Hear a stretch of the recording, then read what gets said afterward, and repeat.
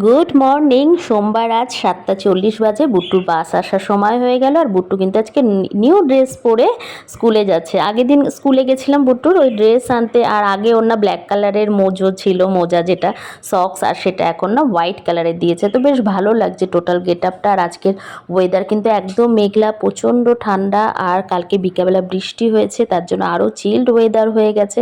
আর আমার একটু ঠান্ডাও লেগেছে, বলতে একটু সর্দি সর্দি হয়েছে।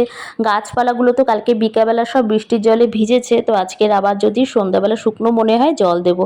আর নিচেও দিদি কাজ করে ডিজাইন করে একদম চলে গেছে, আর বুট্টুর বাসও চলে গেল। আর আমার চাও বসানো হয়ে গেছিলো। এখন চা খেতে খেতে আমাকে ছুটতে হবে রান্নাঘরে।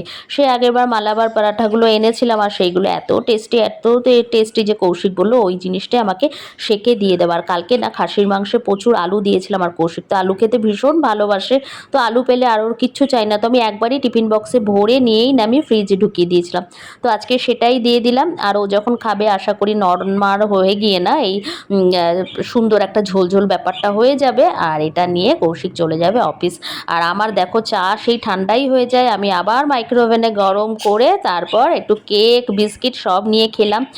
এখন থেকে আমি একদম 45 মিনিট, নেক্সট 45 মিনিটস আমি ভীষণ বিজি থাকি, কারণ হচ্ছে আমার 8:30 থেকে 9:15 অবধি অনলাইন ক্লাস চলে যোগার।